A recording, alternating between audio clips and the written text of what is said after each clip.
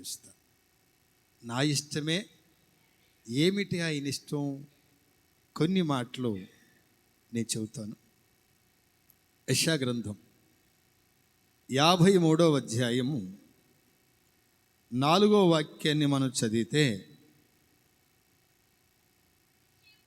నిశ్చయముగా అతడు మన రోగములను భరించెను, మన వ్యసనములను వహించెను. దేవుని వలన బాధించబడిన వాడిగాను, శ్రమ నొందిన వాడిగాను మనము అతనిని ఎంచితిమి. చాలు. ఏమిటి దేవుని ఇష్టం అంటే, సర్వ మానవాళి యొక్క పాప పరిహారార్థమై తన ప్రియకుమారుడైన యేసయ్య రక్తము ఈ లోకములో సిందించబడి మరణ భయము, పాప భయములో నుంచి, శాప భయములో నుంచి ప్రతి మనిషిని విడిపించాలని ఆయన ఇష్టం. 10వ వాక్యంలో మనకు చూస్తే, అతనిని నలగొట్టుటకు యెహోవాకు ఇష్టమాయను. హల్లెలూయా. ఏమిటి ఆయనకిష్టము అంటే, ఆకాశమందును, భూమి యందును, సముద్రమందును, మహాసముద్రముల యందును ఆయన ఇష్టమే నెరవేరుస్తాడు. ఏమిటి ఈ భూమి మీద ఆయన నెరవేరుస్తున్న ఇష్టము అంటే, ప్రతి మనిషి పాపము చేస్తూనే ఉన్నాడు. ప్రతి మనిషి సాతాను కబంధ హస్తాల్లో నలిగిపోతూనే ఉన్నాడు.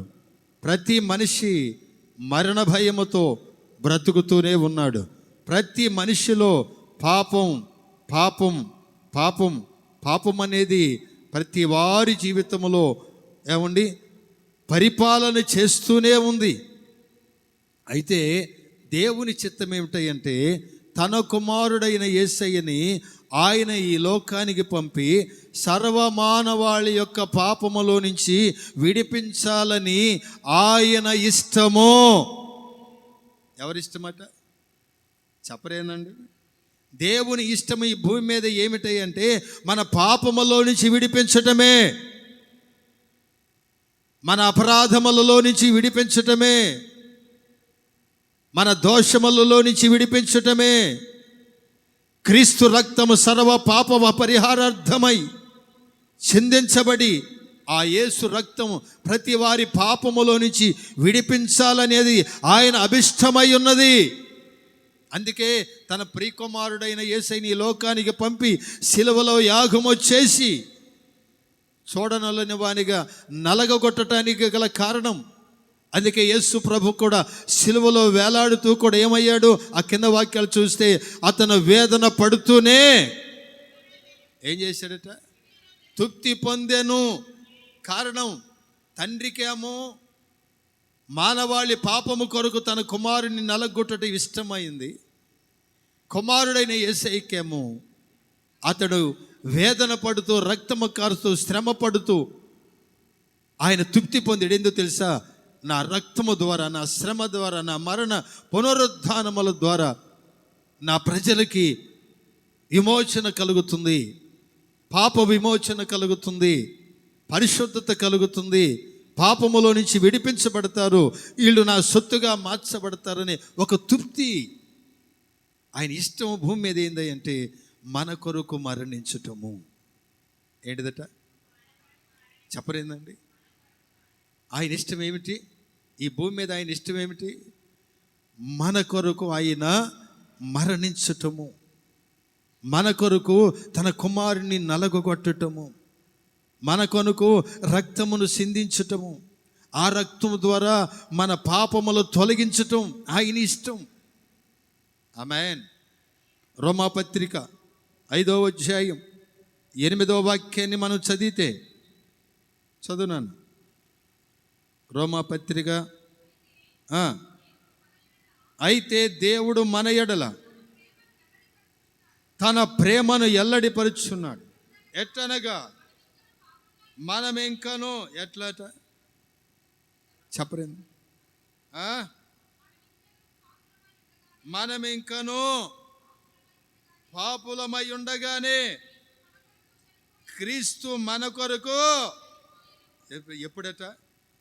మనం ఇంకనూ పాపులమై ఉండగానే క్రీస్తు మన కొరకు చనిపోయాడు కాబట్టి ఆయన రక్తము వలన ఇప్పుడు నీతిమంతులుగా తీర్చబడి మరింత నిశ్చయముగా ఆయన ద్వారా ఉగ్రత నుంచి రక్షించబడ్డాం.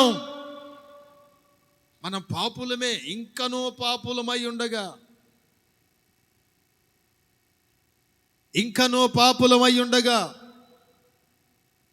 తన ప్రియ కుమారుడైన యేసు ఈ లోకమునకు వచ్చి ఆయన రక్తము వలన మనల్ని ఏం చేశాడట? నీ ఉగ్రత నుంచి తప్పించటానికి ఆయన మనల్ని నీతిమంతులుగా చేశాడు. ఆమేన్. ఎలా చేశాడు నాన్న? చెప్పాలి. ఉగ్రత నుంచి తప్పించటానికి ఆయన మనల్ని నీతిమంతులుగా చేశాడు. నా ప్రియ దేవుని బిడ్డలారా, మన నీతిమంతులు కాదండి. మన నీతి ఎలాంటిది? యెషయా గ్రంథం 64:6 మనం చదివితే, యెషయా గ్రంథం 64:6, మా నీతి క్రియలు మేమందరము ఎలాంటి వారు నానా? అయ్యగారులు చెప్పాలా? మనందరం ఎలాంటి వారమే? మనమందరము అపవిత్రమైనటువంటి వారమే. మా నీతి క్రియలన్నీ మురికి గుడ్డ లాంటివే. మేమందరము ఆకువలే వాడిపోతిమి, గాలి వానకు కొట్టబడిన కొట్టుకొని పోవు పొట్టువలే ఉన్నాం. మా నీతి మురికి గుడ్డ లాంటి క్రియలను బాగు చేయటానికి, మమ్మల్ని పరిశుద్ధపరచటానికి ఆయన సన్నిధానానికి మనల్ని తీసుకొని రావటానికట ఎండిపోయి, ఆ పిల్లగాడిని కూర్చోబెట్టాం, ఎండిపోయి గాలికి కొట్టబడుతున్న మురికి గుడ్డ లాంటి, ఎండిపోయిన ఆకు లాంటి మన జీవితాలనట ఆయన బాగు చేయటానికి ఈ లోకానికి దిగి వచ్చాడు.